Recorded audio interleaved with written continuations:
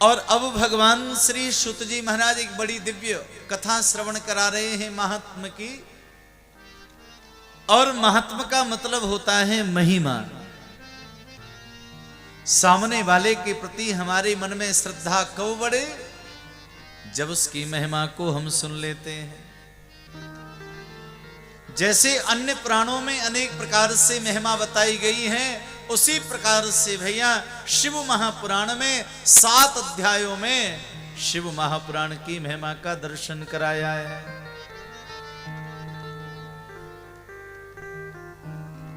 और भैया किसी ने कहा शिव महापुराण यदि महान है, श्रेष्ठ है, अपनी प्रशंसा अपने द्वारा क्यों? बड़े बड़ाई ना करे, बड़े न बोले बोल, हीरा मुख से कब कहे लाख है मेरो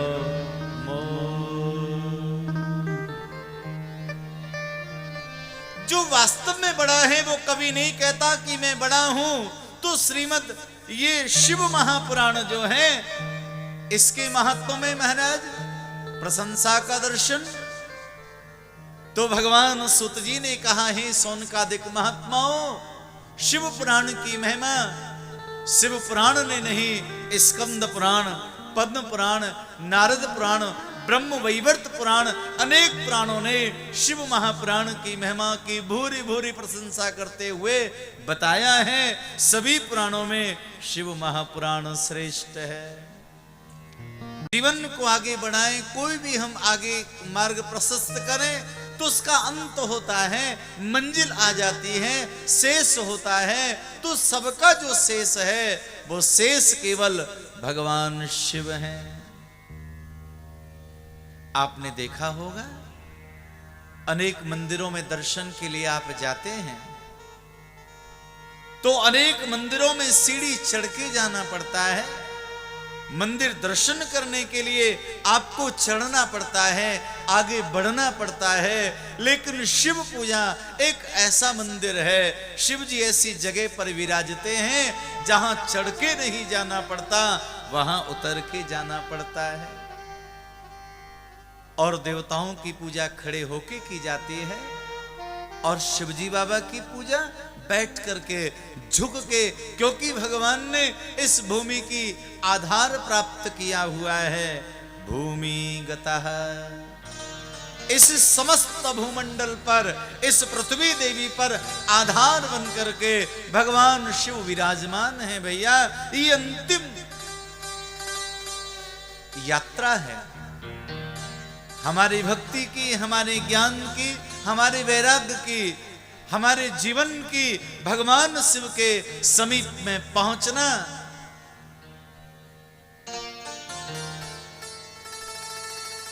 इसी प्रकार से भैया शिव महापुराण की जो कथा है ये दिव्य है। वंदे शिव पुराणम ही सर्वदाहं प्रसन्नधि, शिवः प्रसन्नतां याया दद्या स्वपदयोरति। भगवान श्री सूत जी ने कहा जो भगवान शिव को प्रसन्न करना चाहते हैं, जो भोले बाबा को खुश करना चाहते हैं, प्रसन्न करना चाहते हैं, तो यहां वर्णन आया है भैया वो शिव कथा का श्रवण करें और शिव कथा को सुना में शिव कथा का आयोजन करें। शिव कथा हमारे कानों के द्वारा हमारे जीवन में आए महाराज, ये भगवान शिव को प्रसन्न करने के लिए सबसे श्रेष्ठ और सबसे बढ़िया साधन है।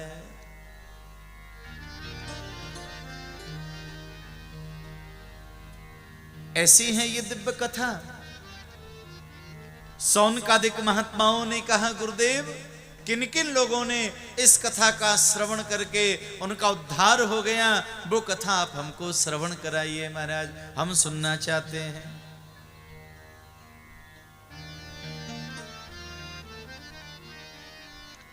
तो महात्म के दूसरे अध्याय में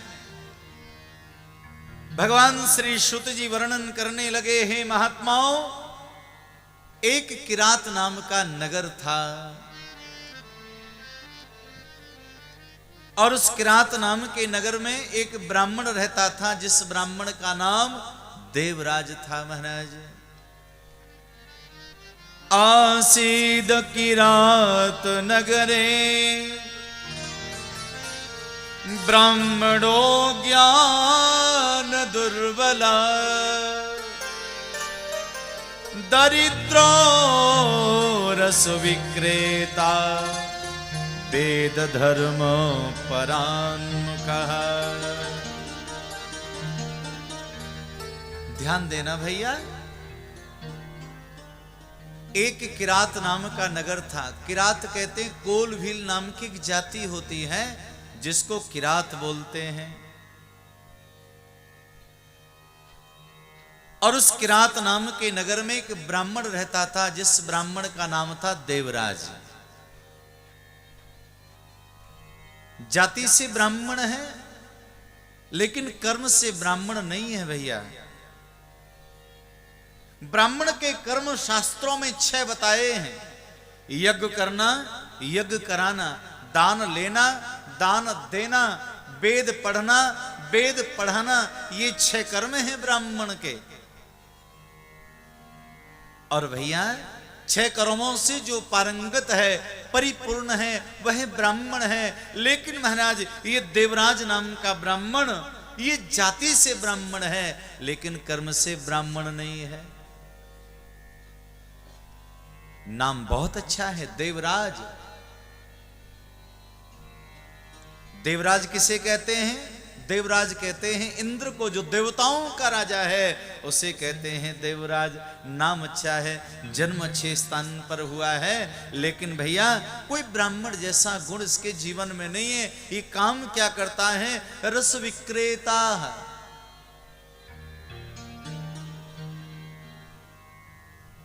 रस बेचने का काम करता है।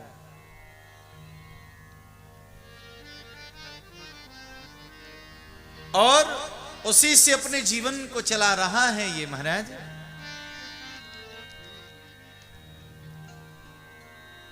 उसी गांव में अनेक समाज के लोग थे, ब्राह्मण थे, क्षत्रिय, वैश्य और शूद्र, हर प्रकार के लोग वहां विराजमान थे। लेकिन महाराज ये पाप करने में पारंगत महाराज, काम अच्छा नहीं करता है, झूठ बोलना, अनाचार करना, पापाचार करना, व्यापार करना और गांव-गांव में जाकर के रस का विक्रय करना, ये इस देवराज का काम है।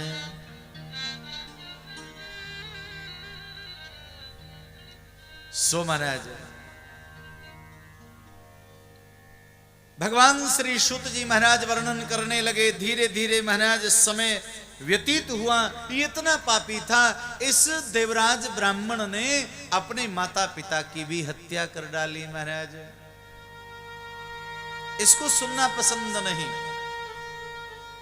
जो भी आए अपनी इच्छा से करता है, स्वेच्छाचारी है, अनाचार करता है, पापाचार करता है, दुराचार करता है और अपनी जीविका को चलाने के लिए महाराज इसने अपने परिवारी जनों को मार डाला। यहां तक अपने माता पिता की हत्या इसने कर डाली।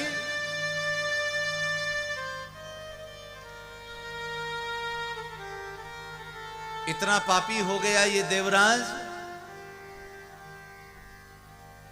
महाराज पाप करते करते ये वृद्ध हो गया। एक बार क्या हुआ है,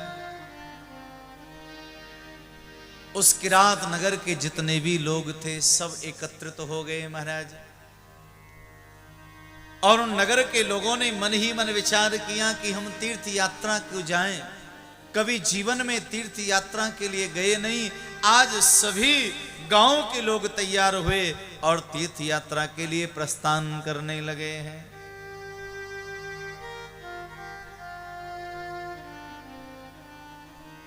ये देवराज नाम का ब्राह्मण वृद्ध हो गया। महाराज गांव के लोगों से निवेदन किया, भाई आप लोग तीर्थ यात्रा के लिए जा रहे हो, मुझे भी अपने साथ में लेकर के चलो। लेकिन लोगों ने निकाह कर दिया, मना कर दिया, नहीं महाराज, ऐसे पापात्मा को, ऐसे हत्यारे को, ऐसे दुरात्मा को हम अपने साथ में लेके नहीं जा सकते, मना कर दिया। तुम यहीं पर रहो, इसी गांव में रहो। छोड़ दिया। लेकिन किसी वयोवृद्ध ने कहा कि देखो भाई, तीर्थ यात्रा के लिए आज पूरा गांव जा रहा है। अरे इस देवराज ब्राह्मण ने पाप तो भैया बहुत किए हैं, लेकिन इतने गांव के सब लोग तीर्थ यात्रा के लिए जा रहे हैं, ये भी यदि साथ में चला जाएगा तो कौन सी बुरी बात है, चलने दो, क्या फर्क पड़ता है। तो आज उस वयोवृद्ध की बात मानी और उस देवराज ब्राह्मण को भी लोगों ने अपने साथ में ले लिया है।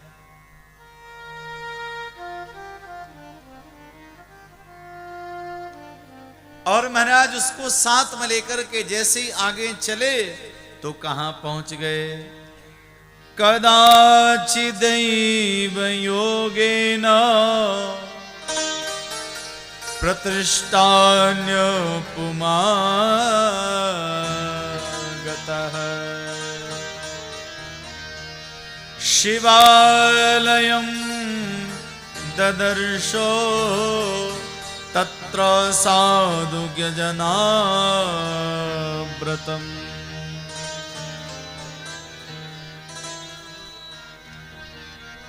भगवान सूत जी महाराज वर्णन करने लगे, भैया संयोग ऐसा रहा, देव योग से सभी गांव के जो लोग हैं मिलकर के कहां पहुंच गए, प्रतिष्ठान्यपुर,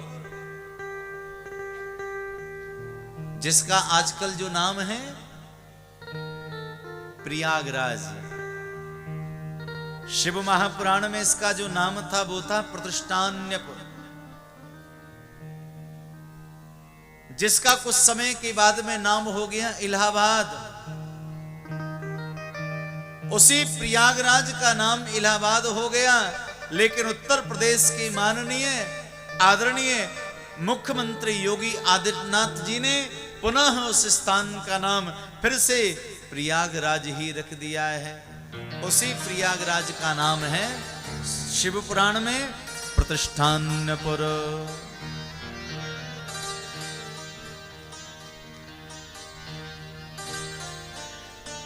सभी गांव के लोग, वो किरात नगर के लोग पहुंच गए प्रयाग में। और प्रयाग की भूमि बड़ी तपोभूमि है महाराज, जहां गंगा जी, यमुना जी और सरस्वती तीनों नदियों का जहां संगम है।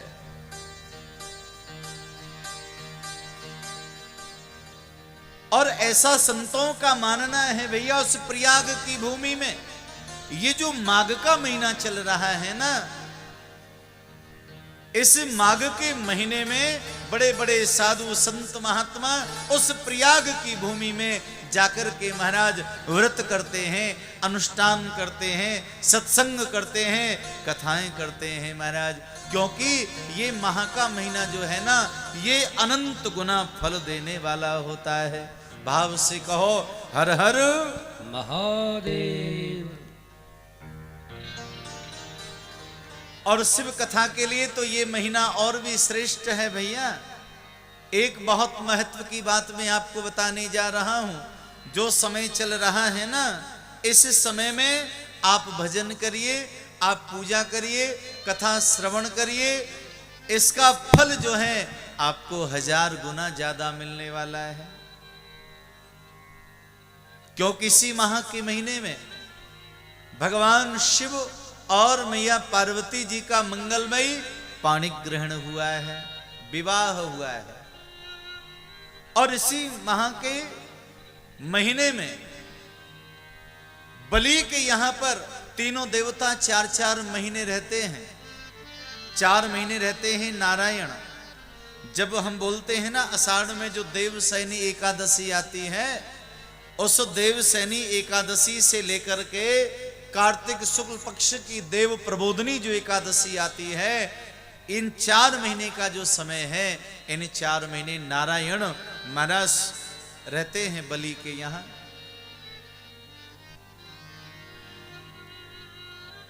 तो कार्तिक शुक्ल पक्ष की एकादशी जो है प्रबोधनी एकादशी, उसको नारायण भगवान तो चले आते हैं और भोलेनाथ वहां चले जाते हैं। 4 महीने वहां शिवजी दर्शन देके कृपा करते हैं बलि के ऊपर। और शिवरात्रि का जब महापर्व आता है तो भगवान शिवजी का मंगलमय आगमन होता है। शिवजी बाबा तो आ जाते हैं और ब्रह्मा जी चले जाते हैं। तो ग्रीष्म काल का जो समय है, 4 महीने ब्रह्मा जी वहां रहते हैं, और वर्षा काल के जो 4 महीने हैं वहां भगवान नारायण रहते हैं, और शीतकाल का जो सत्र है 4 महीने का, भगवान शिव वहां रहते हैं।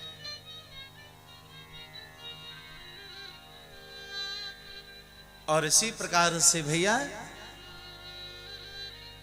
तो ये महीना बहुत श्रेष्ठ है, और प्रयाग की भूमि तो परम पवित्र है।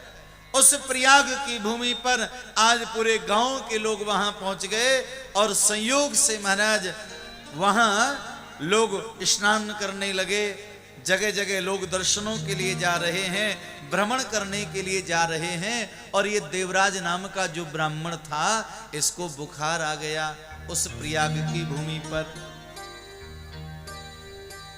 देवराजस्य मासान्ते ज्वरेण पीड़तो मृतः। इस देवराज ब्राह्मण को ज्वर हो गया है। संस्कृत में बुखार को कहते हैं ज्वर। देवराज ब्राह्मण को ज्वर आ गया, बुखार आ गया महाराज, बड़ी जोर का। और ऐसा बुखार आया, अब वो बुखार टूटने का नाम नहीं ले रहा है। तो देवराज जो ब्राह्मण था, इसने शिवालय वहां पर देख लिया और शिवजी के मंदिर में आश्रय लिया महाराज। बुखार इसका बढ़ता गया, और वर्णन आता है उसी महाराज ज्वर इतना बढ़ गया, उसी शिवालय में ये देवराज पड़ा है, मरणासन अवस्था में हो रहा है। मालूम है क्या हो रहा था उसी समय? पास में शिव महापुराण की कथा हो रही थी। देवराज ब्राह्मण ने जीवन में कोई सत्कर्म नहीं किया, कोई पुण्य का काम नहीं किया, लेकिन ध्यान रखो भैया, स्थान मिला है शिव मंदिर में, शिवालय में बैठा हुआ है, और वहीं पास में शिव महापुराण की कथा हो रही, कथा उसके कानों में आ रही है महाराज। स्थान अच्छा मिल गया, कानों को शिव महापुराण की कथा प्राप्त हो गई। और वर्णन आता है महाराज, देवराजस्य माशान्ते ज्वरा पीड़ेन मृता। उसी शिवालय में इस देवराज नाम के ब्राह्मण ने अपने प्राणों को त्याग दिया, ये मर गया।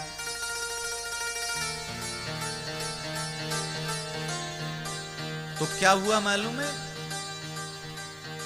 यमराज के सेवक आ गए, और यमराज के सेवकों का ये कार्य है, जो कोई पापात्मा होता है, कोई दुराचारी होता है, यमलोक में उसको ले जा करके अनेक प्रकार की यातनाएं दी जाती हैं, और नरकों में इसको डाल दिया जाता है। तो यम के सेवक इस देवराज को ले गए यमपुरी में, और भैया जैसे यमपुरी ले गए तो मालूम है क्या हुआ? इसके वहां कदम रखते ही पूरी यमपुरी में कोलाहल हो गया, हाहाकार मच गया है।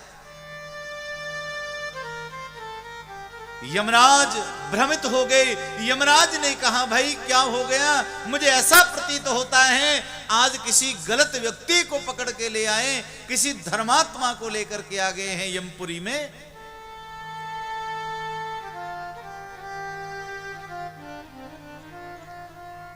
बुलाया महाराज यमदूतों को, भाई क्या हुआ?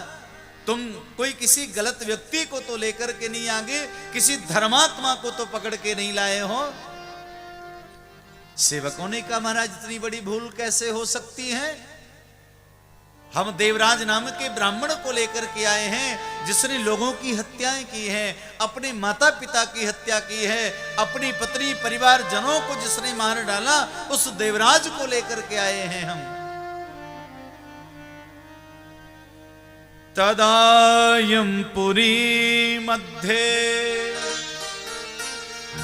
महाकोलाहलो भवत धर्मराजस्तुतं श्रुत्वा स्वालयात् बहिरागमत।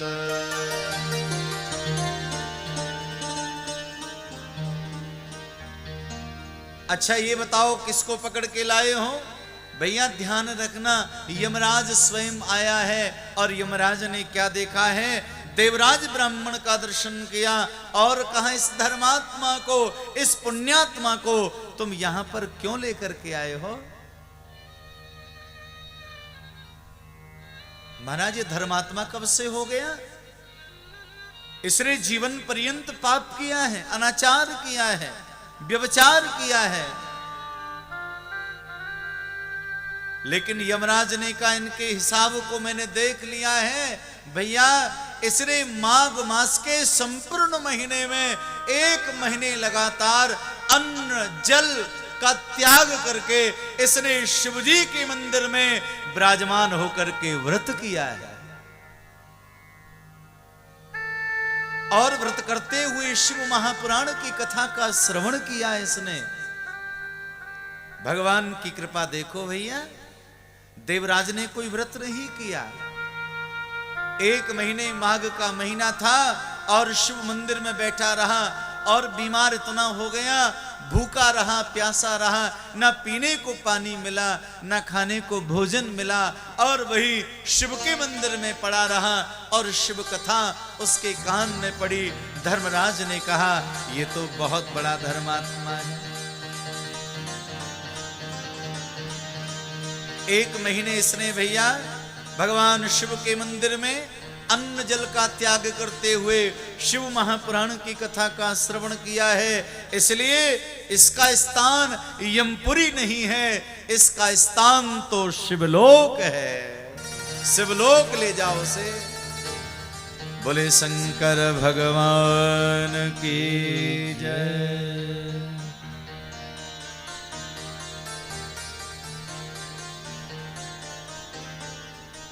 याद रखें भैया, ऐसा वो देवराज नाम का ब्राह्मण आज पहुंच गया, कहां? शिवलोक चला गया है। जीवन में यदि ऐसा पाप हो जाए, अनजाने में भूल से अज्ञानतावश पाप जीवन में हो गया हो, भैया ये मानव जीवन है, पाप हो ही जाता है। लेकिन भगवान ने एक स्वर्णिम अवसर हमको दिया है, जो कि हम जीवन में पुण्य प्राप्त करके अपने पापों का शमन कर सकते हैं, पापों से निवृत्ति प्राप्त कर सकते हैं।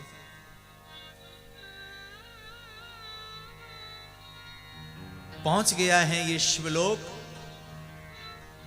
और शिवलोक में जैसे गया तो वहां बड़ा आदर हुआ, बड़ा सम्मान हुआ है। और उसी देवराज ब्राह्मण ने आज पूरे समाज को एक संदेश भेजा है, जो संदेश हम आप सबको सुनना चाहिए। धन्या शिव पुराणस्य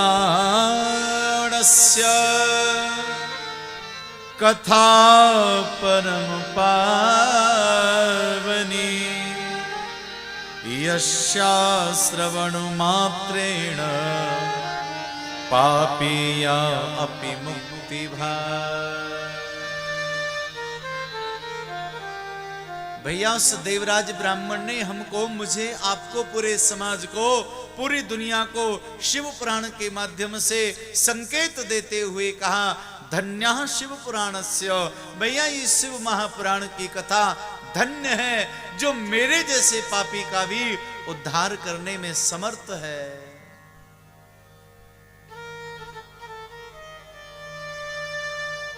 जो मेरे जैसे पापी का भी उद्धार हो गया। यस्याः श्रवण मात्रे ने, जिसके श्रवण करने मात्र से कैसा भी कोई पापी हो भैया उसको जीवन में मुक्ति प्राप्त हो जाती है, मुक्ति मिल जाती है। एक बार भाव से बोलिए हर हर महादेव।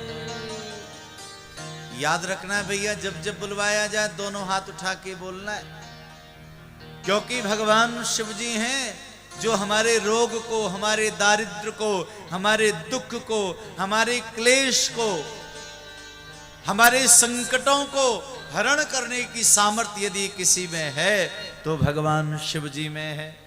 जैसे चुम्बक जो होती है लोहे को खींच लेती है, उसी प्रकार से भगवान शिव भक्तों के जीवन में जितने क्लेश हैं, पाप हैं, संताप हैं, उन सब का हरण भगवान शिव कर लेते हैं। तो एक बार भाव से कहिए हर हर महादेव।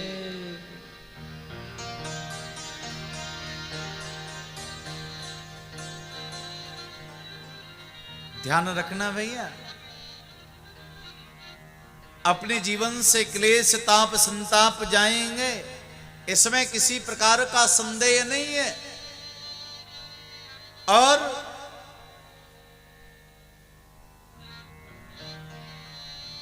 देवराज नाम के ब्राह्मण को आज मुक्ति मिल गई, उसका कल्याण हो गया। भगवान श्री सुत जी से सौनकादिक महात्माओं ने कहा, हे महात्मन, आपने हमको ऐसे एक पुरुष की कथा का दर्शन तो कराया, अब किसी स्त्री की भी कथा आप हमको श्रवण कराओ, हम सुनना चाहते हैं।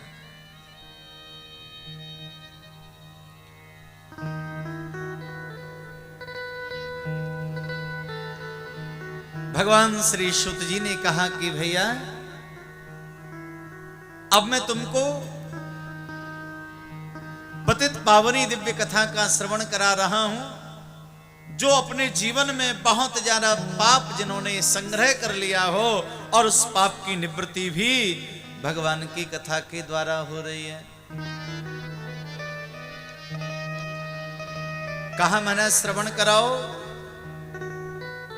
तो बताया समुद्र निकटे देशे ग्रामो बाष्कल्य संगका बसंती यत्र पापिष्टा वेद धर्मोज्जिता जनः।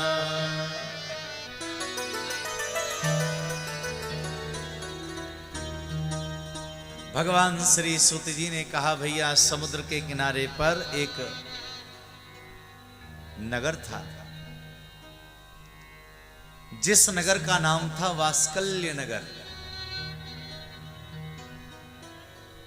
और उस नगर में अनेक धर्मों के, अनेक प्रकार के लोग वहां निवास किया करते थे भैया। और उस नगर में एक ब्राह्मण रहता था जिसका नाम था बिंदुक। तत्रैको बिंदगो नामः विप्रः आसीन महाधमः। जो ब्राह्मण है उसका नाम है बिंदुक, जो महाधम है, बहुत अधम जाति का है महाराज वो बिंदुक ब्राह्मण। सदुरात्मा महापापी सुदोरोपी कुमार गगः। वर्णन करने लगे महाराज, बहुत सारे पाप उसके जीवन में थे, पापों से भरा हुआ जीवन उस बिंदुक नाम के ब्राह्मण का।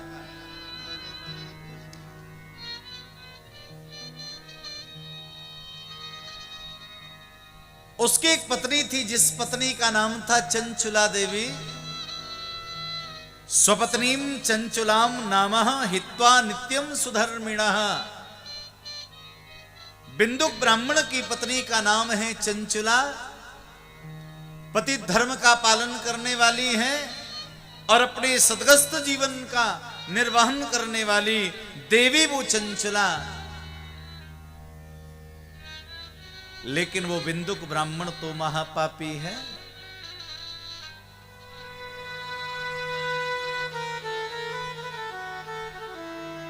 भैया ये जीवन ऐसा होता है, आप जिस मार्ग में आगे चलेंगे वैसी ही दिशा आपको मिलती चली जाएगी। महाराज आप आगरा की तरफ चलेंगे तो जगह जगह आपको अब इतना किलोमीटर, अब इतना बचा, इतना बचा, इतना बचा, और धीरे धीरे आगरा आ जाएगा। जयपुर की तरफ आप जाएंगे तो धीरे धीरे वो मार्ग आपको मिलेगा, आप जयपुर पहुंच जाएंगे।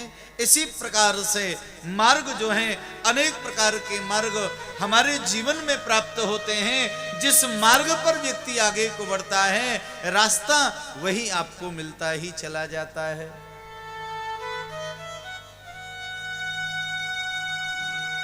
अब निर्णय आपको यह करना है कि कौन से मार्ग को आप चाहेंगे। भक्ति का मार्ग यदि चाहेंगे तो आप भक्ति के मार्ग पे आगे बढ़ेंगे, और वहां जगह जगह साधुओं का दर्शन, संतों का दर्शन, महापुरुषों से मुलाकात, अनेक लोग आपको ऐसे मिलेंगे जो आपका मार्ग सहज करते चले जाएंगे। भैया हम पूजा कैसे करें, आप ऐसे कर लो, ऐसे पूजा कर लो, ऐसे अनुष्ठान कर लो, तो मार्ग दिखाने वाले अनेक लोग आपको मिलेंगे।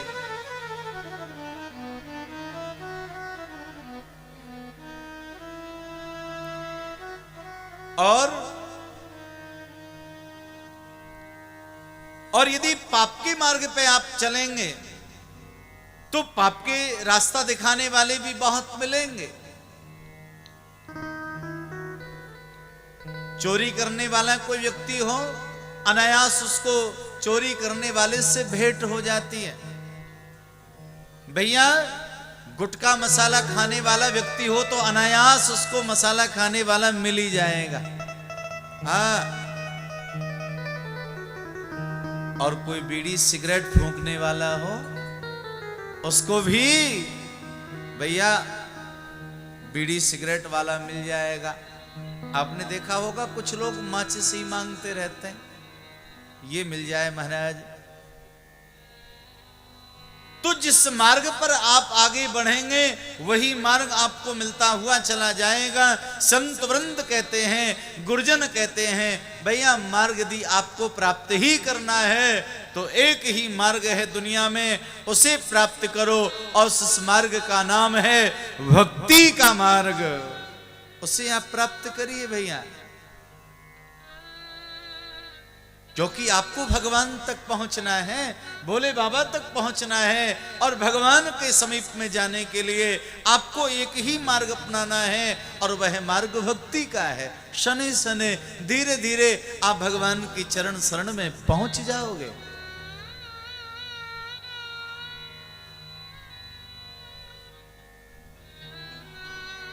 और भगवान को बुलाने की चेष्टा करो। सबसे जल्दी और शीघ्र सुनने वाला यदि कोई है तो मेरे भोले बाबा हैं। बहुत जल्दी सुनते महाराज, बहुत जल्दी प्रसन्न हो जाते हैं। मैं इनकी पूजा के विषय में विस्तार से हम लोग 7 दिन तक यहाँ चर्चा करेंगे, लेकिन इतना मैं बता दूं, इनकी पूजा सबसे सरल है।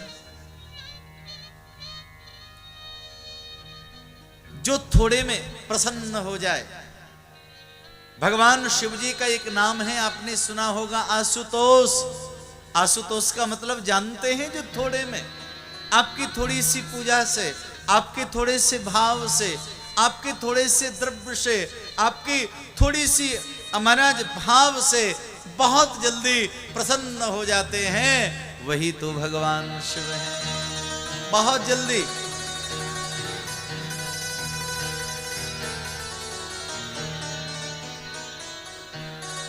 इनकी पूजा के लिए बहुत सारी सामग्री आप अर्पण कराएं, बहुत अच्छी बात है। आप बहुत सारी सामग्री भगवान को अर्पण कराओ, लेकिन भैया इनकी पूजा के लिए सबसे बढ़िया जल भी आप इनको अर्पण करो, स्नान कराओ। कहाँ जल कौन सा बढ़िया?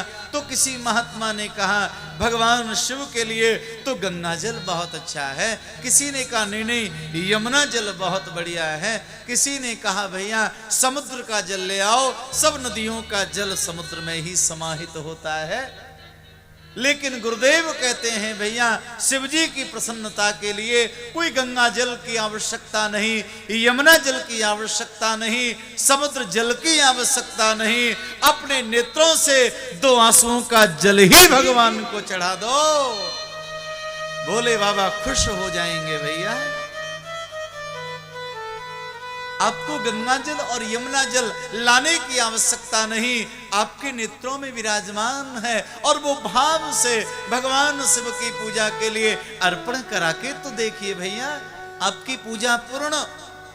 और याद रखना, आप किसी अनुष्ठान में हो, आप किसी पूजा में हो, अतिथि सत्कार में हो, भगवत भजन में आप लगे हैं, अगर उस समय भाव आपका बन गया, रोमांचित गात हो गया, नेत्रों से आंसू बाहर भले ही नहीं आए, अगर आंसू झलकने भी लगे तो समझ लो आज की पूजा आपकी स्वीकार हो गई है। भगवान ने स्वीकार कर लिया है आपकी पूजा को।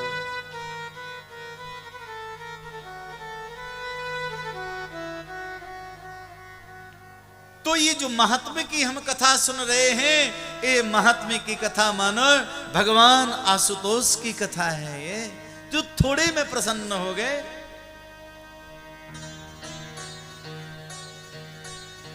तो भैया बहुत जल्दी खुश होने वाले, बहुत जल्दी प्रसन्न होने वाले भगवान शिव जी महाराज हैं। मैं जो कथा आपको श्रवण कराने को जा रहा हूं, इनके ऊपर भगवान शिव जी ने कितनी बड़ी कृपा की है, आप स्वयं आश्चर्य करेंगे। ये बिंदुक नाम का ब्राह्मण पापी है, दुराचारी है, और उसकी पत्नी जो चंचला देवी है वो धर्माचरण करने वाले है, धर्म का आचरण कर रही है। और धीरे धीरे समय जब बढ़ा तो बिंदुक ने क्या किया, अपनी पत्नी को त्याग दिया और किसी जार स्त्री से अपना संबंध बनाया। महाराज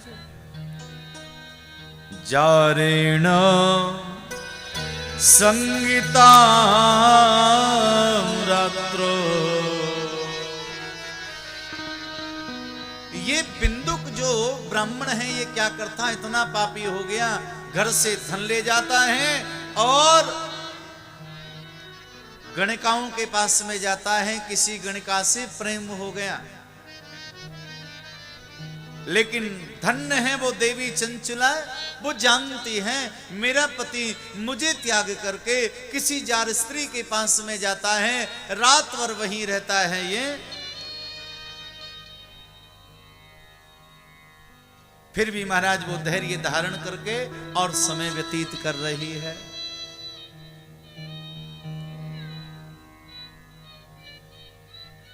एक दिन चंचला ने समझाया अपने पतिदेव को, महाराज आप जो ये कार्य कर रहे हो ये अच्छा कार्य नहीं है, मेरे द्वारा आपकी सेवा में कोई त्रुटि है, कमी है तो आप बताने की कृपा करें, मैं प्रयास करूंगी आपकी विधिवत सेवा हो सके। और इस प्रकार से ब्राह्मण वंश में जन्म लेकर के और ऐसा दुराचरण करना ये ठीक नहीं है। पत्नी ने एक बार नहीं अनेकों बार समझाया, लेकिन उसकी समझ में नहीं आया। पत्नी को डांटते हुए कहा मैं तो ऐसा ही करूंगा, ऐसे ही जाऊंगा, तुमको करना है सो करो, कह दिया। महाराज ये कथा श्रवण करने में थोड़ी अजीब सी जरूर आपको लगेगी, लेकिन वास्तव में महाराज ये सत्य घटना है, हमारे आंखों के सामने जो ज्ञान है उसको दूर करने वाली है।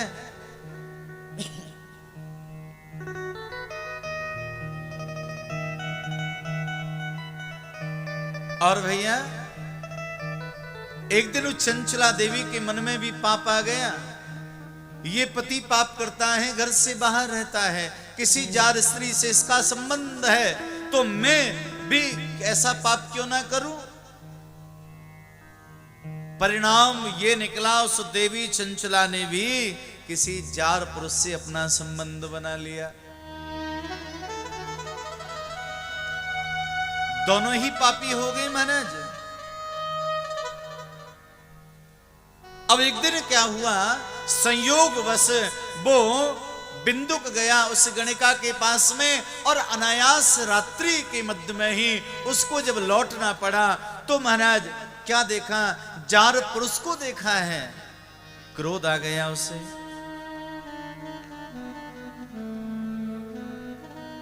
जारेण संगीता रात्रो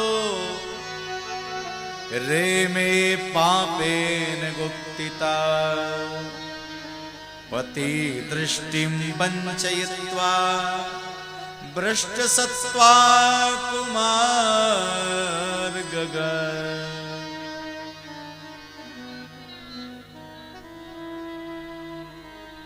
इस बिंदु को बड़ा क्रोध आया किसी जार पुरुष को जब देखा, और उसी में क्रोध में आकर के इसने क्या किया, अपनी पत्नी को बहुत मारा पीटा, बहुत बुरा भला कहा।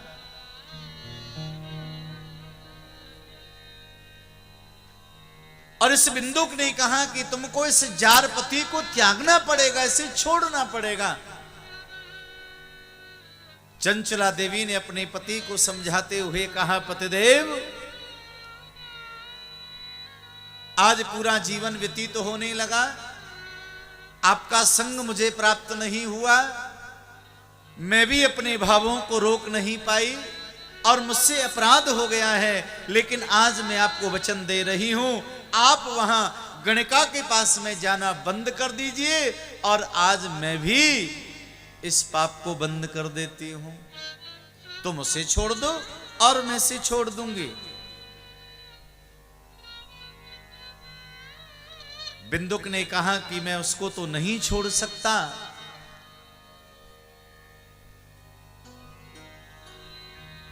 तो कहा तुम नहीं छोड़ सकते तो मैं कैसे छोड़ सकती हूं। परिणाम ये हुआ, उस बिंदुक ने कहा, अच्छा देवी एक काम किया करो, जिस पुरुष से तुम्हारा संबंध है वो बहुत धनवान है, पैसे वाला है, अब तुम एक काम किया करो, उससे धन प्राप्त करती रहो और वो धन तुम मुझे देती रहो, और उसी धन से मैं आगे जाऊंगा, क्योंकि जहां पर मैं जाता हूं वहां मुझे बहुत धन देना पड़ता है।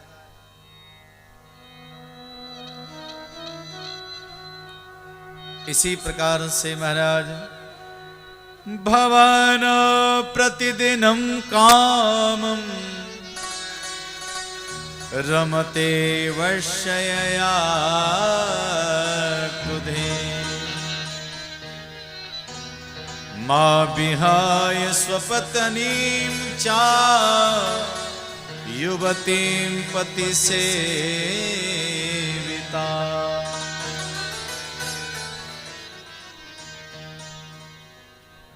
यही क्रम चलता रहा सज्जनों।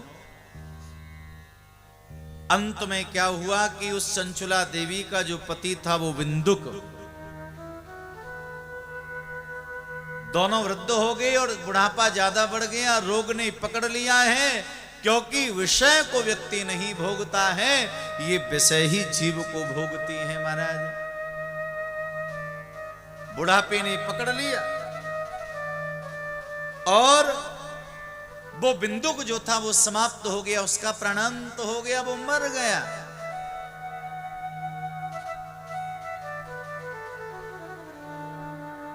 जैसे उसका प्राणांत हुआ वो मरा, कुछ समय के बाद में उस चंचला का जो जार पति था उसका भी प्राणांत हो गया, वह भी समाप्त हो गई महाराज, उसका जार पति भी चला गया।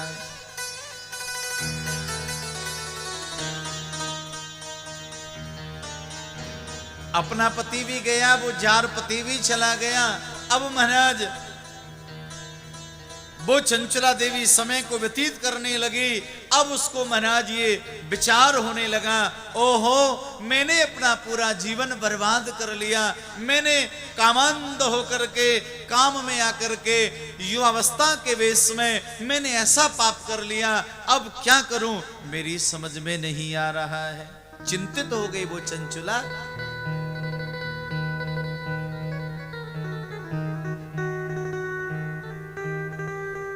और उसी समय घटना घटी। क्या हुआ कि कुछ गांवों के लोग मिलकर के वो भी तीर्थ यात्रा के लिए जाने लगे।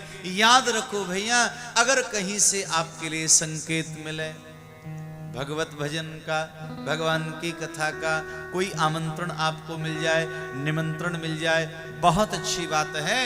और किसी के द्वारा आपको पता लग जाए तो समझ लेना ये भगवान का संकेत है। अब आप अपने जीवन का उद्धार करने के लिए आपको अवश्य ही जाना चाहिए महाराज। ना जाने कब और कैसी कृपा भगवान की हो जाए।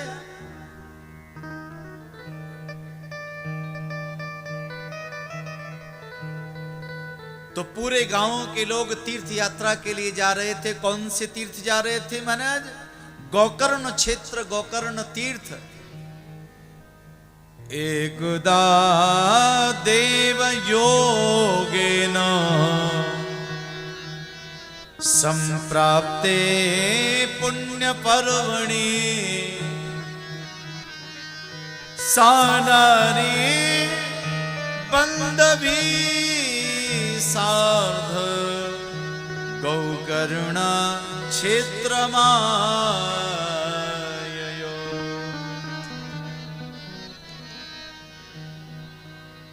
भगवान श्री सूत जी महाराज वर्णन करने लगे, भैया गोकर्ण तीर्थ चले गए।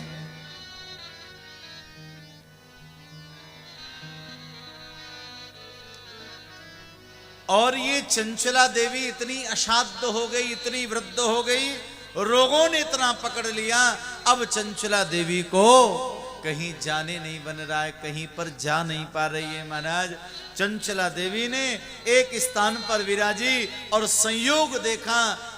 वही घटना है महाराज जैसे देवराज ब्राह्मण की सुनी थी, बिल्कुल वैसी ही घटना है। ये चंचला देवी जहां पर विराजी वह महाराज वहां भी शिव मंदिर था।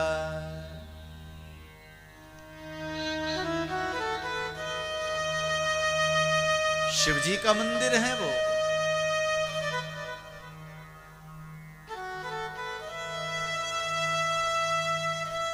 और वहीं पर महाराज वो बैठ गई।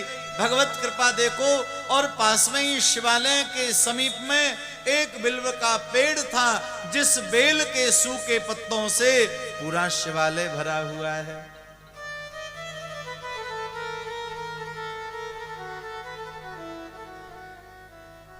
और ठाकुर जी की कृपा से, भोले बाबा की कृपा से क्या हुआ, पास में ही शिव महापुराण की कथा हो रही। चंचला देवी के कानों में शिव कथा आ रही है। जिस मंदिर में विराजमान है उस मंदिर में पूरा मंदिर जो है बिल्व के सूखे पत्तों से भरा हुआ है। तो चंचला देवी नहीं जानती है ये शिव मंदिर क्या होता है, शिव कौन होते हैं वो नहीं जानती है। भैया मंदिर को, महाराज स्थान को साफ करने के लिए वो बिल्व के पत्तों का स्पर्श करने लगी। और बिल्व के पत्तों का स्पर्श भगवान शिव जी से हो रहा है। मेरे भोलेनाथ तो उसी को देखकर प्रसन्न हो रहे हैं। और जैसे ही कथा के शब्द उसके कान में पड़ रहे हैं महाराज, सुश्राव सत्कथां संभो पुण्यं पौराणिकीं च सा। परम कल्याण करने वाली शिव कथा कान में पड़ रही है और परम आनंद का अनुभव हो रहा है। तो जो कथावाचक कथा श्रवण करा रहे थे, कथा में प्रसंग चल रहा था, कौन व्यक्ति कैसे पाप करता है और उस पापी को किस प्रकार के नरक में भेजा जाता है।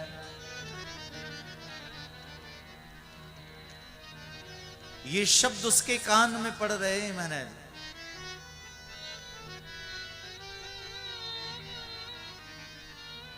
तो वर्णन कर रहे थे कि जो नारी अपने पति का त्याग करके जार पति का संग करती है उसको रौरव नाम के नरक में पड़ना पड़ता है और अनेक प्रकार की घोर यातनाएं उठानी पड़ती हैं उसे।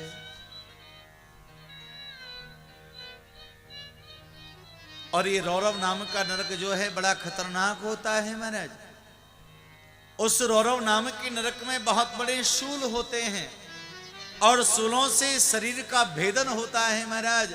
तो जैसे जैसे वो शिव कथा के शब्द चंचला देवी के कान में पड़ने लगे और अभी से महाराज भयानक यातनाओं का अनुभव होने लगा, आज उसका हृदय कांपने लगा। ओहो, मैंने तो जीवन में बहुत पाप किया है।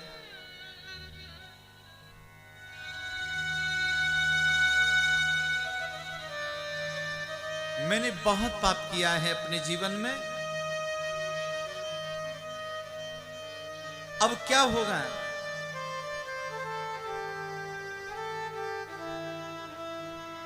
प्यारे सज्जनों, जैसे ही चंचला देवी ने वो कथा के शब्द कान में पड़े, कथा जब पूर्ण हो गई, चंचला देवी आज उन महाशय के चरणों में प्रणाम करके बोली, हे भगवान, मेरा कल्याण कैसे होगा? मैंने बहुत पाप किया है।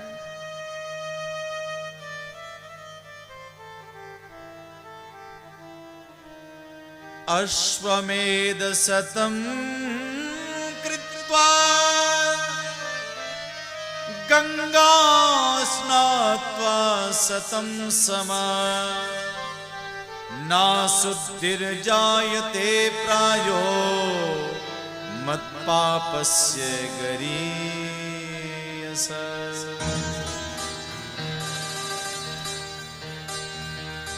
चंचला देवी कहने लगी, हे ब्राह्मण देवता, अगर 1000 बार मैं गंगा में स्नान करूं और 100 बार मेरे द्वारा अश्वमेध यज्ञ हो जाए, अनेक बार मेरे द्वारा वाजपेयी यज्ञ इत्यादि हो जाए, यज्ञ हो जाए, लेकिन चंचला ने तो जीवन में इतना पाप किया है, इन पापों का शमन नहीं हो सकता है। मैं कहां जाऊं, मैं क्या करूं, मेरी समझ में नहीं आ रहा है। क्व गच्छामि किम करोमि, क्व गच्छामि कंबा शरणमाश्रये, कत्रास्मै मां लोकेस्मिन् पतन्ति नरकावरणमे।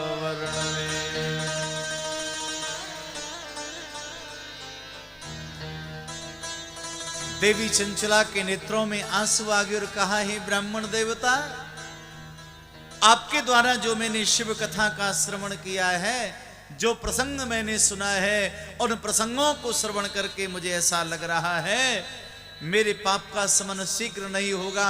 अब किम करोमि क्व गच्छामि, मैं क्या करूं और कहां जाऊं? कंबा शरणाश्रय, मैं किसकी शरण में जाऊं जिससे मेरा उद्धार हो जाए और ये यातनाएं मुझे उठानी ना पड़े।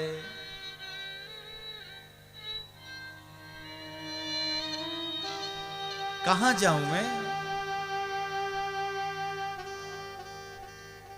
आप ही त्वमेव में गुरुर ब्रह्मस्तुम मातो तुम पितासी च, तुम मेरे माता, गुरुदेव मेरे पिता, मेरे सर्वस्व आप हैं, आप ही बताओ अब मैं क्या करूं?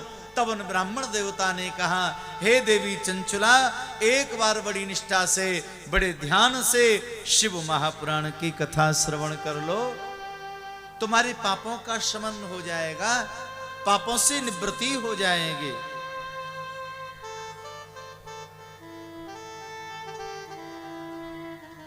भगवान श्री सूत जी महाराज वर्णन करने लगे, हे महात्माओं, आज बड़े अनुष्ठात्मक भाव से, बड़ी श्रद्धा से उन ब्राह्मण देवताओं ने देवी चंचला को दिव्य शिव कथा का श्रवण आरंभ करा दिया है महाराज। और इतनी तल्लीनता से, इतने भाव से कथा को सुना। मालूम है क्या हुआ? भैया कथा चल रही थी और कथा सुनते सुनते सुनते सुनते उसी कथा के मध्य में विमानम द्रोतमायान्तं प्रेषितं त्रिपुरारिणा। भैया जैसे ही शिव कथा पूर्ण होने को आई, मेरे भगवान भोलेनाथ ने देवी चंचला के लिए सुंदर विमान भेज दिया है महाराज। लिखा है शिव महापुराण में, विमानम द्रुयमायांतम प्रेषितम त्रिपुरारिणा। भगवान शिव जी ने विमान भेज दिया।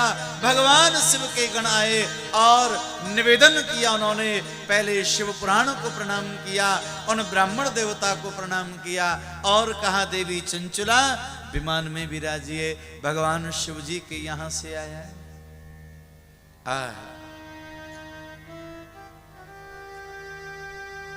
चंचला ने ब्राह्मण देवता को प्रणाम किया, शिव महापुराण को प्रणाम किया और उस विमान में बैठकर के शिवलोक की यात्रा करने लगी।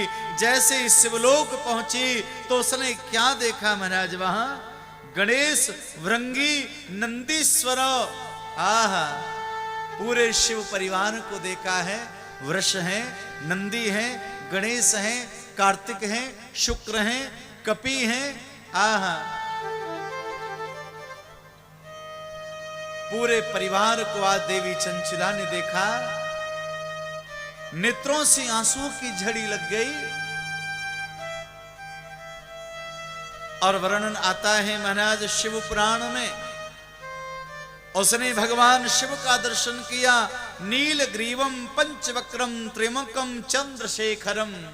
भगवान चंद्रशेखर शिव जी का दर्शन किया है और आज देवी चंचला गदगद हो गई, अपने भाग्य की सराहना करने लगी। शिवलोक में मेरा आगमन हो गया है। एक शिव कथा सुनने का फल है ये। अभी तो बहुत कुछ मिलने वाला है चंचला को, आप सुनते जाइए। सिंहासन पर विराजमान थे भगवान शिव और पास में विराजमान हैं जगत जननी जगदम्बा भवानी पार्वती विराजमान है। आज मां पार्वती सिंहासन से खड़ी हो गई और मालूम है पार्वती मैया ने क्या किया, उस देवी चंचला को अपने गले से लगा लिया है, हृदय से लगा लिया।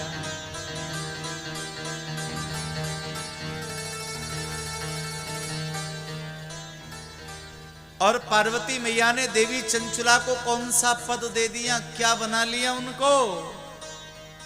पार्वत्या साकृता प्रीत्या